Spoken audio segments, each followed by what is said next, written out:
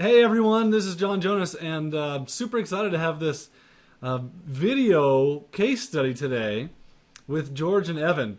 So I was talking with George and Evan, I think it was last week, and they were just talking about the success that they've had in their internet businesses and in hiring outsourcers to do stuff for them. And so I wanted to talk with them and see what information we could get out of them to see what see what we can help everyone else with based on their experience. So welcome, guys. Thanks for being here. Thanks for having us, John. Thank you. Good to have you guys here. So I know that George is a little bit nervous because George gets nervous. I'm a nervous person. I get nervous. George gets nervous on this kind of stuff. And it's okay. I'm not gonna hurt you today. This shouldn't be too painful.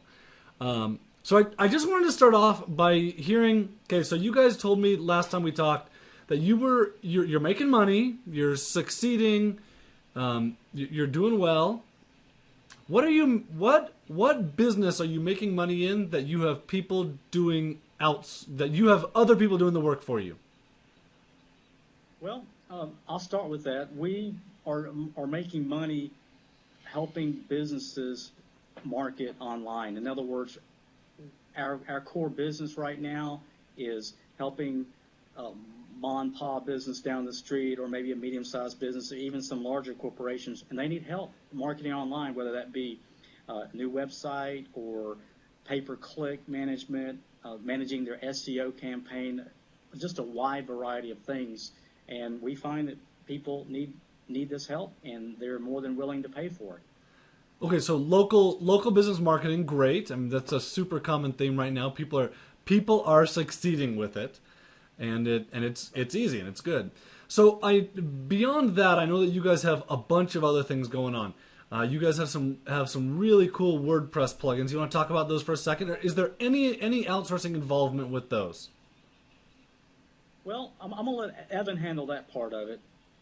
We haven't done any outsourcing with the workshop yet. We're more than likely going to be outsourcing a lot of our Twitter and Facebook stuff for the workshop, but the plugins and stuff we wrote all in-house. Okay. So so everyone knows watching this, they have a really cool WordPress plugin that will take your WordPress blog and put it on your Facebook fan page, which is really cool. And I looked at it, and it's very, very well done. So, okay, so let's talk about your outsourcing stuff. What are you guys outsourcing? What do you have people doing for you?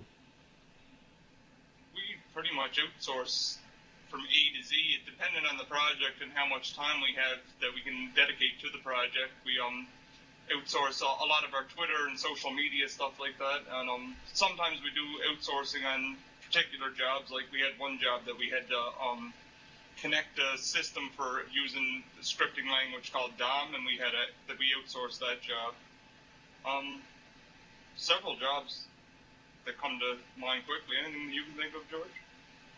Yeah, well, a lot of the nitty-gritty things that have to be done in an SEO campaign, search engine optimization, you can outsource that. You have to come up with systems that work for you. And then what you want to do, John, as you well know, you have to document that, make it very, very plain. And once you get that in place, it's easy to tell somebody who doesn't know anything about SEO that you can walk them through the steps. In fact, I'll go this route. I would rather, when I get somebody brand new, I'd rather they don't know anything about SEO because they learned it maybe the way that I'm not happy with, because I've got my own and we have our own way of doing things. And I'd rather just have somebody that can take instructions and that I can communicate clearly with and have them do all the steps that it takes to SEO our sites or maybe some of our client sites. That is such a good piece of advice. So I'm just going to kind of reiterate and change this a little bit. I'm not going to change it, but you're saying that when you guys hire someone, you almost prefer to have someone who knows very little because you have a system in place for teaching this person what you want them to know. And you figured out that you have to teach them what you want done. Is that right? Is there something else you want to add to that? Yeah, it's a lot easier to train somebody to do to kind of fit into the system and the way we have it doing things when we're kind of starting with a blank slate where they're not already have their own way of doing it, where we can just say, this is the way we do it and we like it done. And people that don't really have a lot of experience in the field, they seem to just pick it up and go with it, while other people will kind of argue a bit and say, this is the way I think we should do it. Okay. John, years ago, I used to manage a telecommunications company, and we installed phone systems and did wiring in a regional area. And people would come in, and I'm sure everybody's heard of AT&T, where people would come in and say, I'm a former AT&T employee, can I have a job? And especially when we post a job. And we'd get, 10, 15 people apply, and about half of those thought they were shoo-in because they proudly say, we have experience, I'm a retired AT&T. Well, guess what? They immediately don't have a chance with me because I knew that they were probably going to be stubborn. They learned, 20 years they're the wrong way, or the way that AT&T does it, but not the way a small mom and pop company does it. And so we wouldn't hire those people. We would hire people who took instructions well, that had little or no experience, because you kind of come in with a clean slate. And that advice has always served me well back then, and it especially serves me well when I'm hiring somebody to do a project where it's really based upon something like, SEO is a philosophy. Pay-per-click is a philosophy. There's 1,000 different ways to do that, and you've got to choose your way, and then you've got to get somebody to pretty much be you. That is so dang spot on with how I run my business. Where, I want someone else to be me. I want them to know what I know. I want them to do it how I want it done, which is what I've learned. And it's great if I can get someone else to bring in their own knowledge and stuff, as long as they're going to do things that conform to my systems, where if like you said, if you find someone that's gonna fight with you, it's pretty difficult. So, okay, so do you have something to say, George? Well, I was going to say, you brought up an interesting point.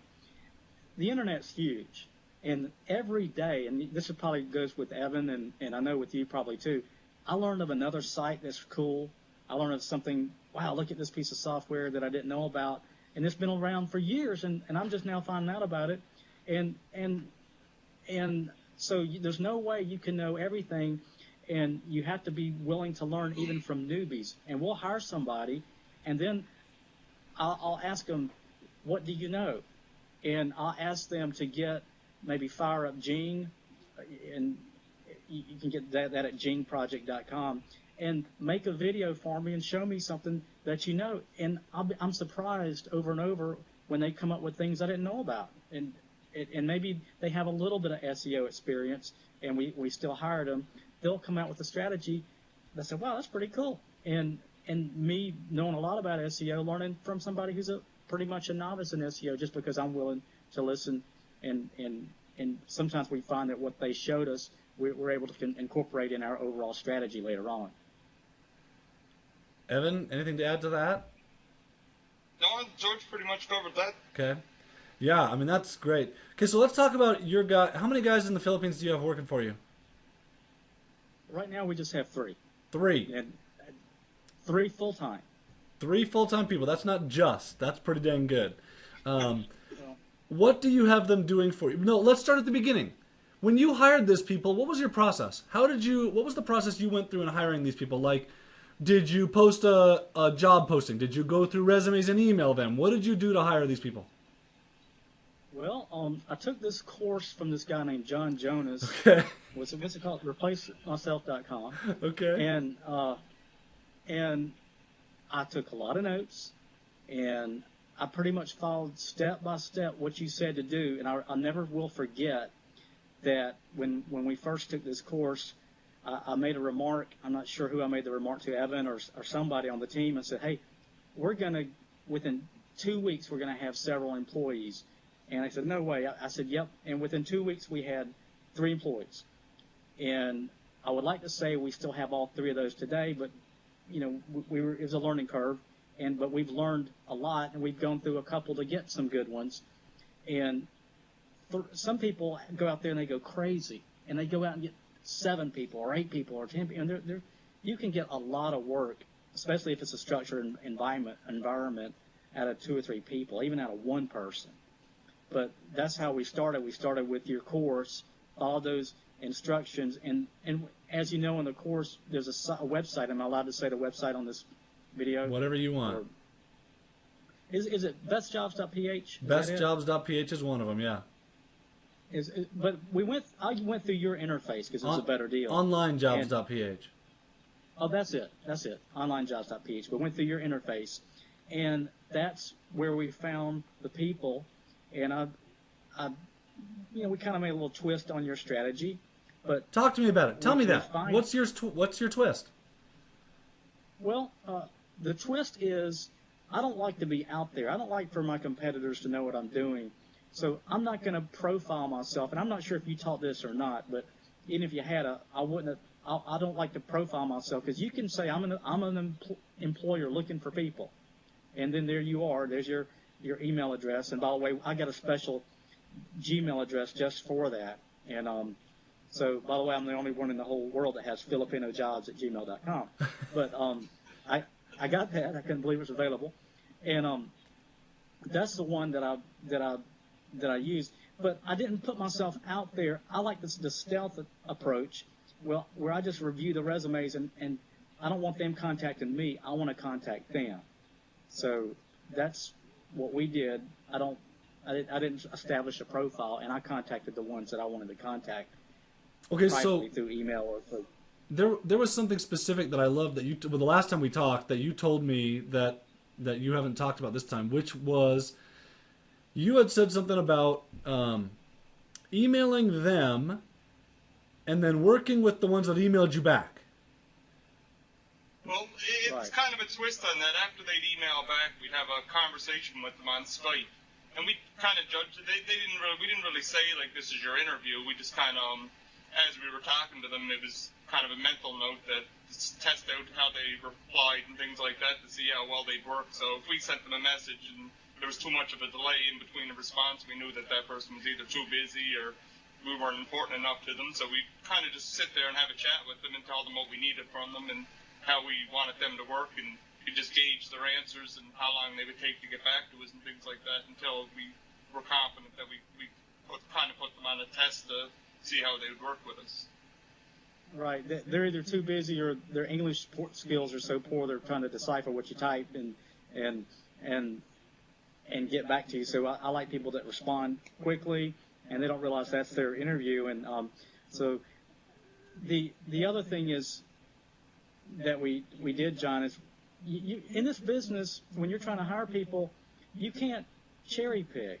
Yeah, yes, you want to do your search and try to find people. Let's say you're looking for somebody, and you want somebody who's real good at WordPress, and you do a search for a WordPress as your keyword on John's site there, and you find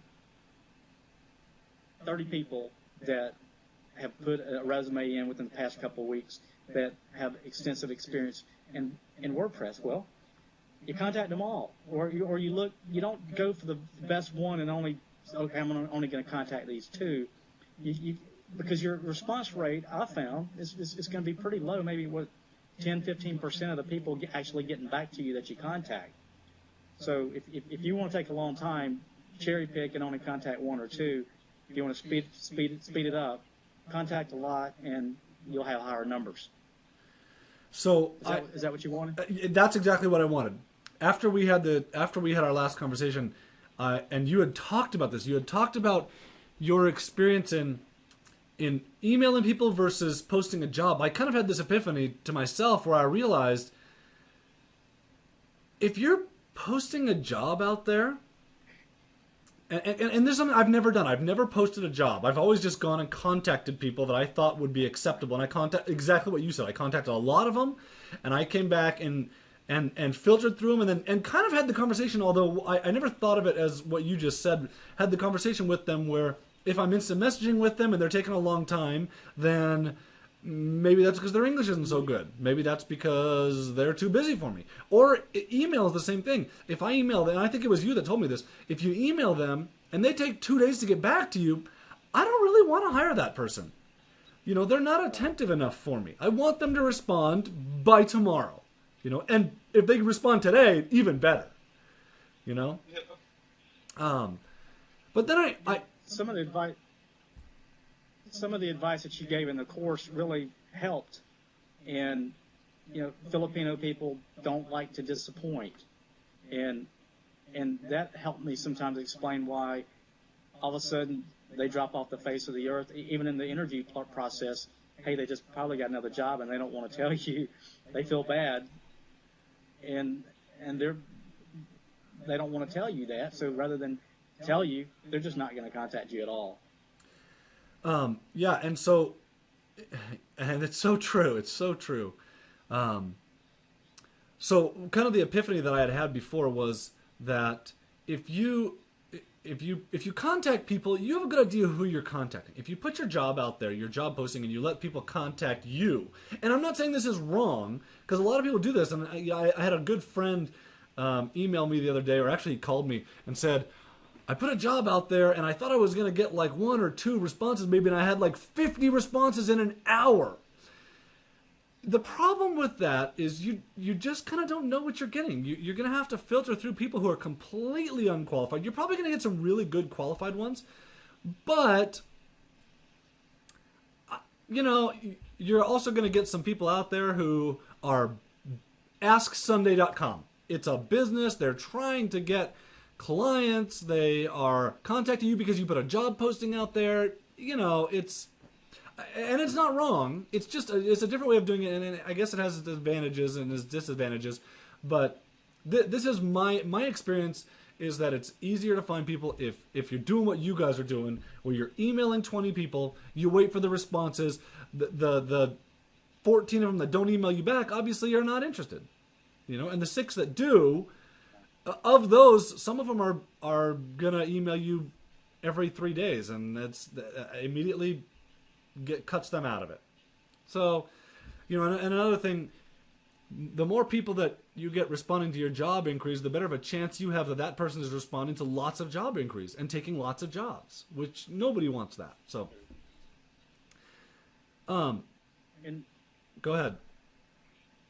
I was going to say that, and when we just outsource, and see, there's 2 things here. You've got your outsource, where you have a job done specifically, then you, in our case, we hire an employee or 2 or 3, and so when we have things that don't need to be done over and over, we'll outsource, and that's just a temporary one-time thing.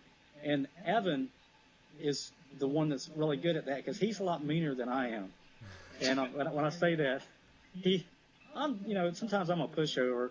And I'm not as nice, as mean as, or stern as I should be, and so Evan's pretty direct. Well, I just kind of lay it out. I just lay out the job. This is what I want. I want it by this date. I don't want to hear any excuses. Just have it on my desk by Tuesday at 4. That's it. Yeah. And if they agree to that, hold them to it. And if they don't agree, then I'll discuss with them and see what kind of time frame they need, and once we come to an agreement, when they tell me a time, I expect it by that time, because I got a client waiting to have that job done, and if I'm giving my word that it's going to be done at that time, I want it there.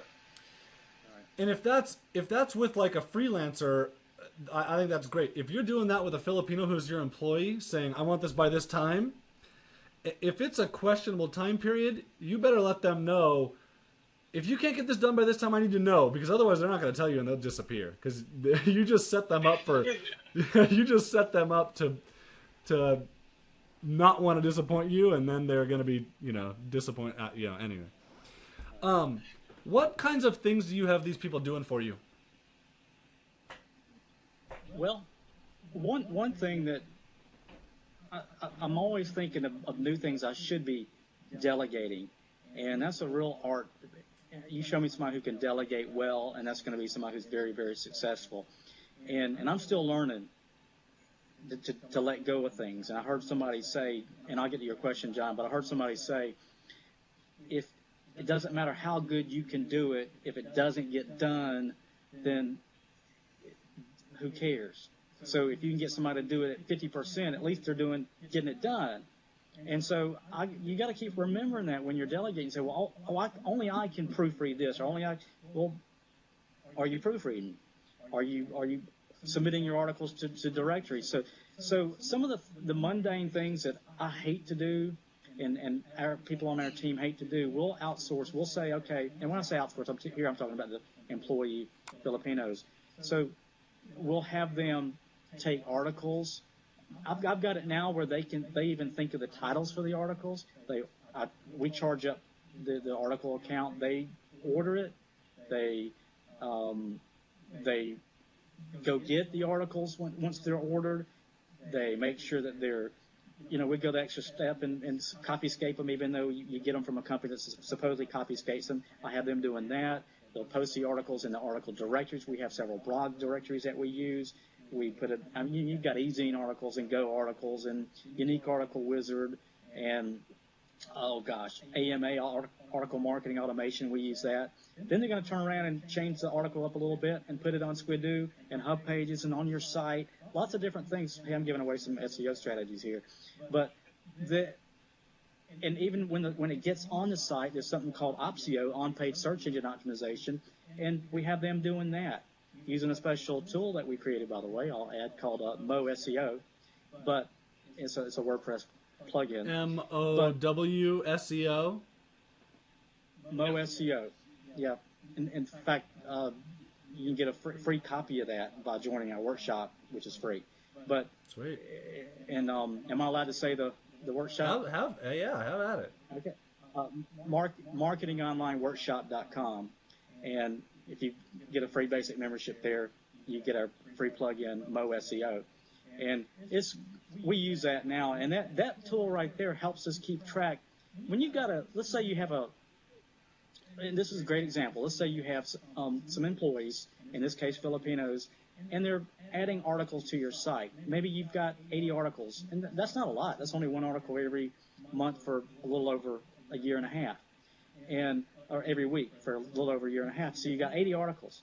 Well, it's one thing to post them on the site, but did you know you could spend 5 extra minutes and properly do on-page search engine optimization, OPSEO, and get triple or quadruple the effect or traffic out of that article if you just take a little bit more time? The problem is I don't have time to go to all my sites and check up to make sure it's getting done, and neither do I want to go into every single article post and say, let me see if it's, even if you're using a tool, a plugin for maybe in WordPress, like the all-in-one SEO plugin, which is one that we use a lot.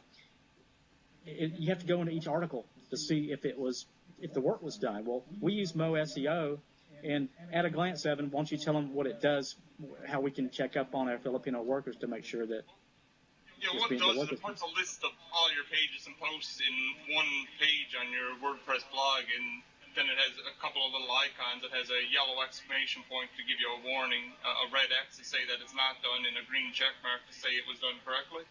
And then it'll list every page and post down that one page, and it'll tell you whether or not the person is SEO'd each page individually.